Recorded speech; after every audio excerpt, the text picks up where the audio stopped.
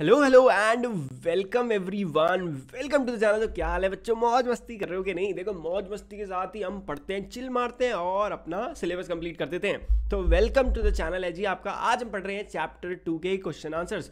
Already हर chapter की explanation आ चुकी है, तो भाई चक दे फटे। जिस बच्चे ने नहीं देखी ना, फटाक से जाके देख लो, ठीक है। क्वेश्चन आंसर मस्ती से डिस्कस करेंगे, कोई दिक्कत नहीं होने वाली है। ऐसे समझेंगे, एक पूरा चैप्टर समझाने की पूरी कोशिश करूंगा। चैप्टर का नाम है माइक्रो ऑर्गेनिजम्स, फ्रेंड एंड फू। तो इस चैप्टर में बेसिकली डेफिनेशन पता होनी चाहिए, माइक्रो ऑर्गेनिजम्स होते क्या हैं, कितने टाइप के होते हैं और उनके बेनिफिट्स क्या हैं, उनके नुकसान क्या हैं। बस ये 4 टॉपिक अगर तुम्हें पता चल गए तो तुम आराम से अच्छा मार्क्स स्कोर कर सकते हो। और इतना ही तुम्हें लाइफ टाइम के लिए पता होना चाहिए। साइंटिस्ट थोड़ी बनना है। ओह सॉरी यार, मे बी आप में से किसी को बनना भी हो। यार मैं बातें बहुत कर देता हूँ। चलो जी, क्वेश्चन नंबर 1 की बात करते हैं। पहले फिल इन द ब्लैंक्स है। Micro organism can be seen with the help of micro से पता चलता है कि वो बहुत छोटे हैं। तो माइक्रो से कौन देख सकता है उनको? माइक्रोस्कोप देख सकता है। भैया ये तो लल्लू क्वेश्चन था, मुझे तो पता ही है यार। तुम देखो, लल्लू क्वेश्चन है तुम्हारे सिलेबस का। अगला क्वेश्चन, ब्लू ग्रीन एल्गी जो है वो फिक्स करती है dash directly from the air to enhance the fertility of the soil. अब ये 80% बच्चे को नहीं पता होगा इसका आंसर। इसका आंसर है नाइट्रोजन।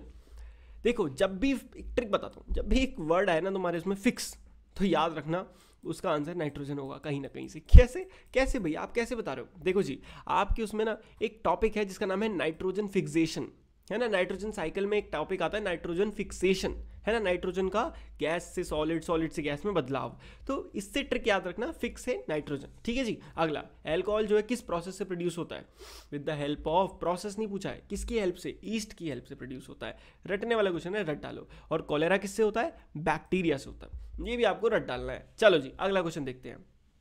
करेक्ट आंसर टिक करते जाओ, बहुत इजी है। ईस्ट जो होता है, अरे लो लल्लू का लल्लू क्वेश्चन, क्योंकि अभी हमने आंसर दिया फिर आ गया आंसर, हो गया अल्कोहल। अगला देखते हैं, the following is antibiotic. Antibiotic कौन सा इनमें से? स्ट्रेप्टोमाइसिन जो दवाई होती है वो एक एंटीबायोटिक होती है।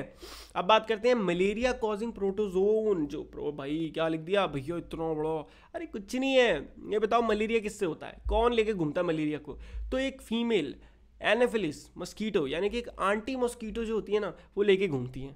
क्या लेके घूमती है? मलेरिया। तो इसीलिए लेडी मॉस्किटो से बच के रहना, समझे? चलो, most common carrier of communicable diseases. Communicable disease कौन सी होती है? जो एक जगह से दूसरी जगह फैल जाती है, एक इंसान से दूसरे इंसान में। उसका सबसे कॉमन फॉर्म क्या है? सबसे ज़्यादा किससे फैलती है? वो फैलती है सबसे ज़्यादा मक्खियों से, हाउस फ्लाई से। नेक्स्ट क्वेश्चन, ब्रेड और इडली जो है उनका जो डो होता है ना, इडली सांभर डोसा, तो उनका जो डो होता है वो एकदम फूल जाता है। किसकी मदद से? ईस्ट डालते हैं हम उसमें, ईस्ट सेल्स की मदद से वो फूल जाता है। अगला है, शुगर से अल्कोहल बनाने के प्रोसेस को क्या कहा जाता है? उसको कहते हैं फर्मेंटेशन। तो भाई याद रखना, दारू बनती है फर्मेंटेशन से, पीनी नहीं होती है उसको, वेरी वेरी बैड। पर बनती किससे ये पता होना चाहिए, साइंटिस्ट बनना है ना। तो फर्मेंटेशन, ठीक है। मौज मस्ती से पढ़ना है यार। देखो, सीरियस सीरियस क्यों हो सकते हो आप? हो सकते हो ओ भाई बहुत ही सिलेबस आपका बहुत टिपिकल है, ध्यान से पढ़ो एकदम बच्चों, 6 घंटे पढ़ो, 10 घंटे। अरे कुछ नहीं, दिन में 1 घंटे भी पढ़ो, पर मस्ती से पढ़ो, सब कुछ समझ में आएगा अपनी क्लास में। मैं तो कहता हूँ यार 1 घंटे पढ़ो, अच्छी चीज़ों में अपना टाइम स्पेंड करो। फालतू में इंस्टाग्राम चला रहे हो, यूट्यूब चला रहे हो, बेकार की वीडियो देख रहे हो, कुछ नहीं है। यूट्यूब भी चला रहे हो तो कुछ ऐसा देखो जो तुम्हारे काम आए। इंस्टाग्राम चला रहे हो तो ऐसे लोगों को फॉलो करो जिनसे तुम इंस्पायर्ड हो पाओ, ठीक है। तो अभी तुम्हारी एज है यार, इस एज को ना प्रॉपरली यूटिलाइज करो। वरना यार सच बताऊँ, इस एरा में अगर तुम इस एज को यूटिलाइज नहीं कर पाए ना, तुम आने वाले टाइम में बहुत ज़्यादा रिग्रेट करने वाले हो। चलो, इतना हमने ज्ञान दे दिया है, अब ज़्यादा ज्ञान ना देते हुए आगे बढ़ते हैं मैच द फॉलोइंग्स पे, ठीक है। तो ए और बी को मैच करना है। बैक्टीरिया के बारे में हमने क्या पढ़ा था? Produce antibody. अब देखते हैं आंसर ही देख लेते हैं। आंसर है ई, कॉजिंग कॉलेरा। हमने इसका आंसर पढ़ा था कि जो बैक्टीरिया है वो कॉलेरा कर देता है। उसके बाद राइजोबियम क्या है? राइजोबियम किस में काम आता है? नाइट्रोजन फिक्सेशन में। ये भी अभी हमने टॉप पे पढ़ा था, नाइट्रोजन फिक्सेशन में ये राइजोबियम जो होता है ये काम आता है। एल्गी जो था ना, वहीं। अब तीसरा लैक्टोबैसिलस याद रखना, ये किस में होता है? लैक्टोबैसिलस किस में होता है? दही में काम आता है भैया। किस में? दही बनाने में। तो जब हम दही में जो बैक्टीरिया होता है जिससे वो दही बन जाता है दूध से, वो होता है लैक्टोबैसिलस। अगला है ईस्ट किस में? Baking of bread. सामने दिख रहा है, फिर भी आंसर चेक कर लो, तुम पे मुझ पे भरोसा ना हो तो आंसर क्या हो गया? Baking of bread. उसके बाद है अगला, अब प्रोटोजोन क्या होता है? ठीक है, तो प्रोटोजोन का आंसर हो जाएगा आपका डी, यानी कि कॉजिंग मलेरिया। याद है हमने पढ़ा था फीमेल एंटी मस्कीटो मलेरिया फैलाती है तो वो प्रोटोजोन होता है, और वहीं पे वायरस की प्रोटोजो। ठीक है, अब वायरस की बात करें, वायरस क्या होता है, एड्स कर देता है, ये भी क्या है, वायरस है। तो आई होप क्लियर है। अब बस 4-5 क्वेश्चन है, सिंपल सिंपल से उनको देख लेते हैं। क्या माइक्रो ऑर्गेनिज्म जो है नेकेड आइज यानी कि बिना कपड़ों बिना वस्त्रों की आइज से, गलत, इसका ये मतलब नहीं है, इसका मतलब है बिना नॉर्मल आंखों से क्या देखा जा सकता है? How can they be scene?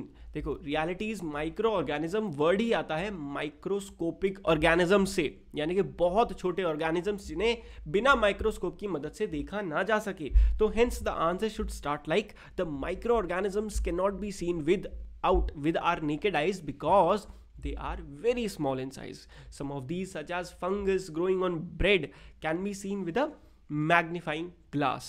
तो इनमें से कुछ ऐसे हैं जो कि मैग्नीफाइंग ग्लास की मदद से देखे जा सकते हैं विदाउट माइक्रोस्कोप के, but most of the case में ये माइक्रोस्कोप की मदद से ही देखे जा सकते हैं।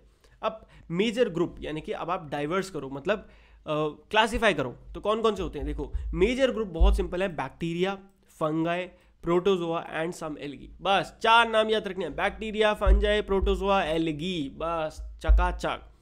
नेक्स्ट क्वेश्चन, ऐसा माइक्रो ऑर्गेनिज्म बताओ जो एटमॉस्फेरिक नाइट्रोजन को फिक्स कर दे। भैया राइजोबियम तो हमने 2-3 बार डाला, तो राइजोबियम नाम याद रखना, क्लोस्ट्रीडियम और एजोटोबैक्टर, ये 3 नाम याद रख सकते हो। राइजोबियम तो रखना ही रखना, नंबर इसी के मिलेंगे। अगला 10 लाइन लिखो of usefulness of micro organism. 5 number का डायरेक्ट क्वेश्चन आना है, पढ़ लो ध्यान से, बहुत ज़्यादा मैं बता रहा हूँ। देखो लैक्टोबैसिलस जो होता है एक बहुत इंपॉर्टेंट काम करता है, दही बना देता है ना। उसके अलावा बैक्टीरिया कहाँ काम आते हैं? चीज़ बनाने में काम आते हैं। एसिटोबैक्टर एक एसिटाई है जो कि कहाँ एसिटिक एसिड बनाने में काम आता है अल्कोहल से। फिर होता है ईस्ट। ईस्ट यूज़ होता है बहुत ज़्यादा कमर्शियल प्रोडक्शन, अल्कोहल में, वाइन में, बेकरी प्रोडक्ट्स में ईस्ट बहुत यूज़ होता है। कुछ स्पेसिफिक माइक्रो ऑर्गेनिज्म है जो कि मैन्युफैक्चरिंग ऑफ एंटीबायोटिक्स में काम आते हैं। कौन सा भैया? एंटीबायोटिक्स में हमने स्ट्रेप्टोमाइसिन पढ़ा था ना, वो भी एक दवाई होती है एंटीबायोटिक, तो इस तरीके का आप लिख सकते हो।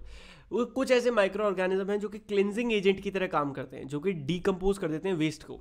भाई कोई जानवर पड़ा मरा है, रोड पे मर गया, ठीक है, कुछ दिन बाद वो गायब हो जाता है। कैसे गायब हो जाता है? ये छोटे छोटे माइक्रो ऑर्गेनिज्म उसको खा जाते हैं।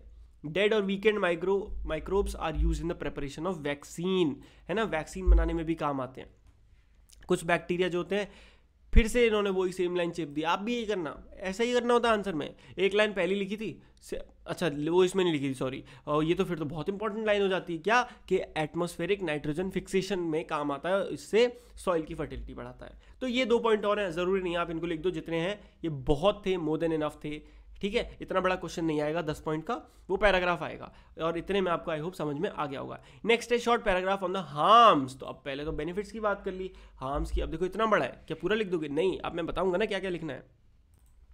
चलो, तो micro organisms are harmful to us in many ways, बहुत से वेज में हो सकते हैं। फॉर एग्जाम्पल माइक्रो ऑर्गेनिज्म जिनका नाम होता है पैथोजेंस, ये ऐसे माइक्रो ऑर्गेनिज्म होते हैं जो हमारी ह्यूमन बॉडी में या प्लांट्स में या एनिमल्स में डिजीज लेके आते हैं, ठीक है। तो पैथोजेंस एक वर्ड आपको यहाँ से उठाना है और एक पॉइंट बना के चिप देना है, समझ में आ गया। अगला, पैथोजन और जर्म्स एंटर अ बॉडी। अब एक्सप्लेन कर देना है कि पैथोजन कैसे काम करते हैं। वो हमारी बॉडी में एंटर करते हैं एयर, वाटर या फिर फूड के थ्रू, है ना, और इन्फेक्टेड पर्सन को डायरेक्ट या इनडायरेक्ट कॉन्टैक्ट से भी हो सकते हैं। यानी कि अगर एक बंदा इन्फेक्टेड है, वो दूसरे को हाथ मिला ले और भाई क्या हाल है, और फिर क्या हो जाए, उससे उसको भी बीमारी हो जाए।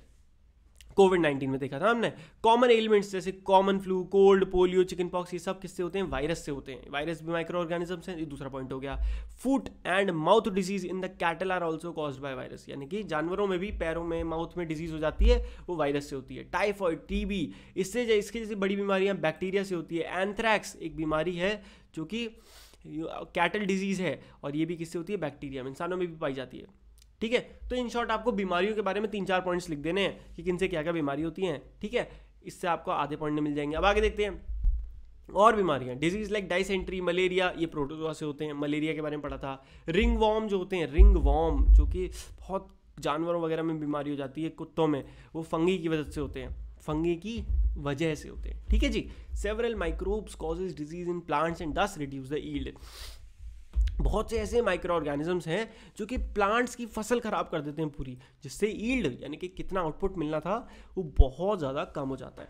सिट्रस कैंकर, ये क्या है? एक बैक्टीरियल डिजीज है, जो कि ट्रीज और फ्रूट्स को अफेक्ट करता है एयर की मदद से।